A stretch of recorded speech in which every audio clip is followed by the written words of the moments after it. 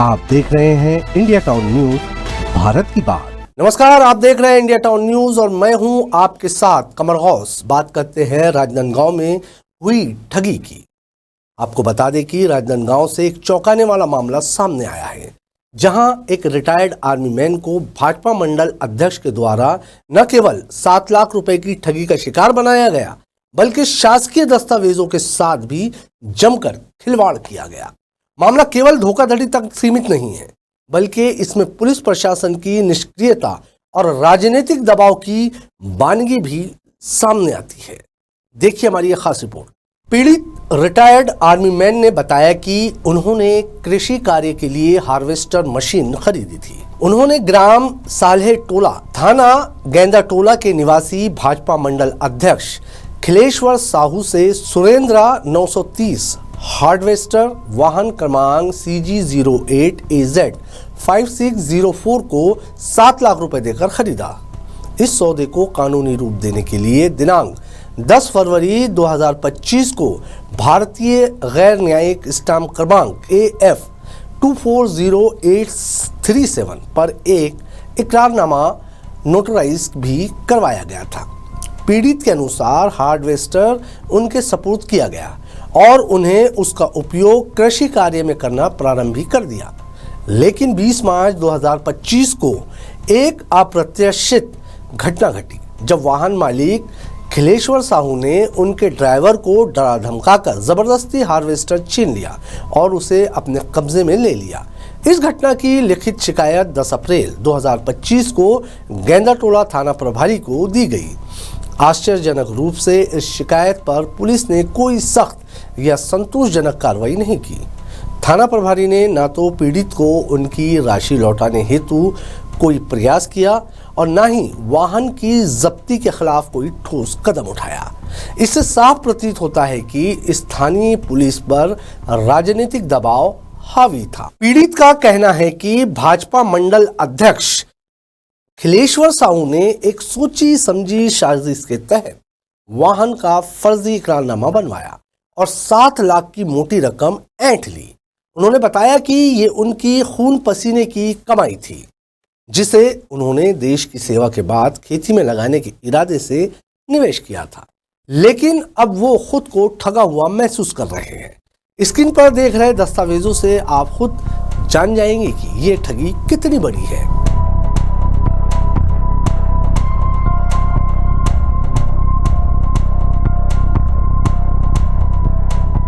नमस्कार, मैं हूं सौरभ ताम्रकार और आप देख रहे हैं India town news. India town news की इस खास पेशकश में आज एक ऐसे भाजपा के मंडल अध्यक्ष का खुलासा करने के लिए जा रहे हैं जो कि लाखों रुपए की अपने ही दोस्त के साथ में ठगी कर चुका है।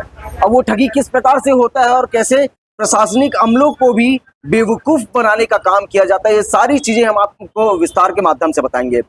ये मामला छुरिया क्षेत्र से संबंधित है, जो कि साल्हे टोला गांव आता है और उस गांव पे एक निवासरत है जिनका नाम पीयूष साव है। पीयूष साव के साथ में 4 महीना पहले गाड़ी यानी कि हार्वेस्टर का लेन देन होता है और लेन देन के बाद उनसे लाखों रुपए ठग लिया जाता है। अभी हमारे साथ वर्तमान में पीयूष साव मौजूद है और क्या कुछ इनके साथ में घटना हुई थी, तो सारी चीजों का हम बात करेंगे। जी, आपके साथ में 4 महीना पहले एक घटना हो गई थी जिसमें तकरीबन 25 लाख रुपए की जो हार्वेस्टर है वो लेकर के आपसे लेकर के कहीं और भेज दिया गया था। क्या कुछ मामला है, पूरे मामले का खुलासा करेंगे। नमस्कार जी, मेरा नाम पीयूष साहू है। हार्वेस्टर का लेन देन हुआ था खिलेश्वर साहू, जो कि साल्हे टोला ग्राम का निवासी है और वर्तमान में भाजपा का गेंदा टोला मंडल का अध्यक्ष है। उसके साथ हुआ था और लेन देन मेरे भाई प्रमोद साहू के द्वारा किया गया था फरवरी के महीने में।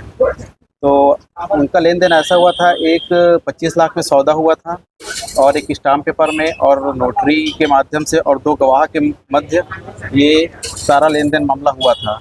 उसमें कहा यह गया था कि भाई अभी 4 लाख हमको दे दो कैश और उसके 1 महीने के पश्चात 3 लाख आप और दे देना करके, उसके पश्चात गाड़ी आपको हम हैंड ओवर कर देंगे। तो उसके तहत हमने स्टाम्प पेपर में लिखा पढ़ी करवाया, नोटरी करवाया, गवाह का भी साइन करवाया और जो पैसा दिया गया है उनको कैश के रूप में दिया गया है वो भी गवाह के समक्ष दिया गया है और वो दोनों गवाह भी थाने में अपना बयान दे चुके हैं कि हाँ मेरे सामने में लेन देन हुआ है करके।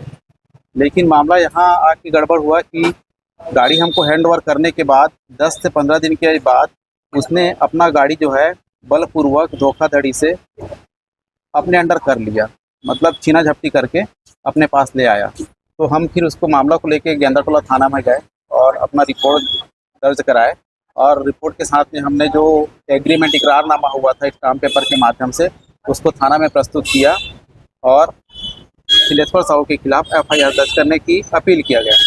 लेकिन तब तक खिलेश्वर साहू का जो अपील एफआईआर करना था वो नहीं किया गया, और उन्होंने इसके एवज में अपने द्वारा एक डॉक्यूमेंट प्रस्तुत किया थाने में, स्टाम्प पेपर को ही। उसके आधार पे थाना वाला बोलता है टीआई साहब कि हम आपके पास जो डॉक्यूमेंट है वो कुछ और है, उनके द्वारा प्रस्तुत किया गया है वो कुछ और है। तो फिर हमने जब टीआई साहब से मांगा कि आप ना वो डॉक्यूमेंट दिखाओ हमें, तब उन्होंने जो दिखाया डॉक्यूमेंट उसको देख के हमें लगा कि वाकई में कुछ तो गड़बड़ हो रहा है इसमें करके, क्योंकि उनके द्वारा जो प्रस्तुत किया गया है उसमें अतिरिक्त अपने पक्ष को मजबूत करने के लिए 5-6 लाइन एक्स्ट्रा बिना नोटरी और बिना हमारे उपस्थिति में टाइप करवाया गया है। कौन सी गाड़ी का लेन देन हो रहा था, और इस गाड़ी का रकम क्या था, कितना पैसा लेन देन हो चुका है, कितने की लिखा पड़ी हुई है, इस पर फोकस कर। पहले हार्वेस्टर है, उसका मॉडल है green and white, CG08 number है, AZ 5604। इसका डेट ऑफ अर्निंग है 18/3/2024 को उन्होंने ख़रीदा था, खिलेश्वर साहू जी ने नया ख़रीदा था, और हमारे पास अभी 10 फरवरी 2025 को उसने सेल आउट किया। तो सौदा हुआ था 25 लाख में, और गाड़ी फाइनेंस में थी ये बताया गया। और लेकिन एक चीज़ छुपाया गया बेचते टाइम उनको कि गाड़ी जो है जब से खरीदी गया है 18/3/2024 से। एक मिनट, गाड़ी जो आप उनसे ले रहे थे वो गाड़ी खुद फाइनेंस में थी? हाँ, वो गाड़ी फाइनेंस में थी, और उसका किस्ती जो है एक भी नहीं पटा है जब से गाड़ी खरीदी गया था। 2024 से लेके मार्च 2025 तक एक भी किस्त उसका पे नहीं हुआ था। ये बात हमको बताया नहीं गया। तो हमने इकरारनामा में ये साइन कबूल किया है कि जो भी आगे का किस्ती होगा वो हम पे करेंगे। आप पे करेंगे? हाँ, मतलब हम पे करेंगे। हाँ। लेकिन जब उसका किस्ती आया तो उसमें पता चला कि ये पिछले 1 साल से पेंडिंग है, इसका एक भी किस्त पे नहीं हुआ है। तो उसके हिसाब से हमारे साथ ये पहला धोखा हुआ कि आपने उसको हमें बिना बताए कि गाड़ी उसका किस्त लगभग कितना बनता है? उसका किस्त 6 महीना ही होता है। 6 महीने का लगभग 2 लाख बनता है। 6 महीने में 2 लाख पटाना होता है गाड़ी का। यहाँ आपके इस कागज में अब 3 लाख रुपए क्रेता के द्वारा दिया जाएगा ये लिखा है। तो ये हमारा 1 महीने के अंदर हमको 3 लाख रुपए देना था। अच्छा, इसमें मैं आपको एक चीज और बता दूं कि इस कागज में जो चीज हम देख पा रहे हैं ये एक नोटरी का कागज है, और इस नोटरी के कागज में साफ तौर पर जो विक्रयकर्ता ने इकरारनामा बनवाया है नोटरी के माध्यम से। नोटरी करने वाले कौन थे? नोटरी करने वाले छुरिया में बैठते हैं, तहसील में तिलक दास साहू। ठीक, उनके द्वारा जो इकरारनामा बनाया गया है इस पे साफ तौर पर लिया गया है कि घरेलू कार्य हेतु रकम की आवश्यकता पड़ने के कारण उक्त क्रेता के पास 25 लाख रुपए सौदा कर विक्रय कर दिए हैं, और सौदा विक्रय की राशि 4 लाख रुपए नकदी भरपाया प्राप्त कर लिया हूँ। ये साफ तौर पर जो व्यक्ति गाड़ी को बेच रहा था उनके द्वारा यहाँ पर लिखा पढ़ी की जा चुकी थी। जी, फिर बताएंगे। इसके बाद जब हम बोले कि आप गाड़ी को खींच लिए हो तो ठीक है, गाड़ी रख लो, आपका गाड़ी है, आप बेचे थे हालांकि हमारे पास, तो अब हमको गाड़ी नहीं चाहिए, हमको अब हमारा रकम लौटा दो। हमने क्योंकि रकम उसको 7 लाख रुपए दे चुके थे। 7 लाख रुपए दे चुके थे? पहले 4 लाख, उसके 1 महीने के अंदर में 3 लाख देने का सौदा था, लेकिन जब तक वो पूरा 7 लाख नहीं लिया तब तक वो गाड़ी हमको दिया नहीं था। तो 7 लाख पूरा ले चुका है, और हम आज के रेट में उसके पास जाते हैं कि भाई हमको हमारा रकम दो, तो वो बोलता है कि कौन सा रकम, आपने मेरे को 1 रुपये भी नहीं दिया है। और ऊपर से ये बोलता है, धौंस दिलाता है कि मैं तो बीजेपी का हूँ। क्या है बीजेपी के? बीजेपी के मंडल अध्यक्ष हूँ, सारा प्रशासन मेरे, सरकार हमारी मतलब है। राजनीतिक दबाव भी डाल रहे हैं वो कि आप मेरे कुछ नहीं कर सकते, आपको जहाँ जाना है जाओ। ये वर्ड उन्होंने मेरे को बोला है। आपने पुलिस में एफआईआर करने की कोशिश की? हमने पुलिस में एफआईआर करने की कोशिश की, यहाँ तक कि एसपी साहब के पास भी गुहार लगाया कि ऐसा ऐसा मामला है साहब, हमने सब डॉक्यूमेंट प्रस्तुत किया, फिर भी अभी तक उनके खिलाफ एफआईआर दर्ज नहीं हो पाया है। यहाँ तक कि हमने जन दर्शन के माध्यम से कलेक्टर साहब के पास भी गए हैं, वहाँ भी अपना अर्जी लगाया है, तो उसका भी कोई संतोषजनक परिणाम अभी तक हमको प्राप्त नहीं हुआ। अब जरा ये भी सोचिए कि रिटायर्ड आर्मी का वो व्यक्ति जो अपने परिवार के पालन पोषण के लिए, अपनी खेती बाड़ी को चलाने के लिए हार्वेस्टर खरीदने की कोशिश किया, मगर कोशिश उनका नाकाम रहा, उनके साथ में धोखाधड़ी हो गया, और धोखाधड़ी होने के बावजूद भी सरकारी दस्तावेजों के साथ में ऐसे मंडल अध्यक्ष जो है वो इस प्रकार से काम कर रहे हैं, जो कि अनैतिक रूप से कहा जाए ये फर्जीवाड़ा ही कहलाएगा। इस विषय को लेकर के कई महीने बीत चुके हैं, 4 महीने लगभग बीत चुके हैं। पुलिस विभाग के द्वारा भी किसी प्रकार से बयान जारी नहीं किया गया है। एफआईआर 0 बेस में होना चाहिए था, वो भी अब तक के एफआईआर नहीं लिखा गया है। अब ये सबसे बड़ा सोचने का विषय है कि रिटायर्ड आर्मी का व्यक्ति अपने ही दोस्त के साथ में, दोस्त के हाथ से धोखाधड़ी का शिकार हो गया है। अब इनका साथ कौन देगा? क्या वो भाजपा के राजनीतिक जो संरक्षण दे रहे हैं वो अपने मंडल अध्यक्ष का साथ देंगे, या वो देश में समर्पित रिटायर्ड आर्मी के व्यक्ति उनका साथ देंगे? पुलिस विभाग इसमें मौन क्यों है, ये सबसे बड़ा सवाल है। कैमरा पर्सन आकाश गंजीर के साथ India town news, Saurabh Tamrakar, Rajnandgaon. मामले की गंभीरता इस बात से भी समझी जा सकती है कि पीड़ित ने ये शिकायत सीधे राजनांदगांव के पुलिस अधीक्षक को भी दी है, ताकि अन्य किसान और पूर्व सैनिक इस प्रकार की धोखाधड़ी का शिकार न बने। लेकिन आज तक कोई ठोस कार्रवाई सामने नहीं आई है। स्थानीय प्रशासन की निष्क्रियता और राजनीतिक दबाव की सच्चाई को इस मामले ने उजागर कर दिया है।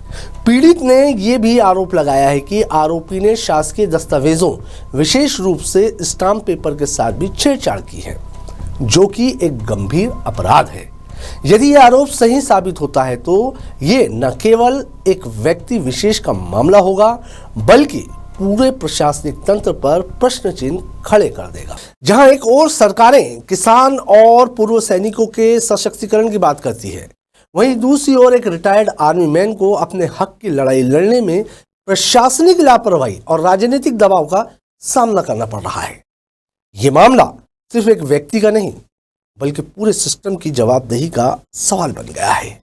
अब देखना होगा कि प्रशासन इस मामले में कितना गंभीरता से संज्ञान लेता है और क्या पीड़ित को न्याय मिल पाता है या नहीं।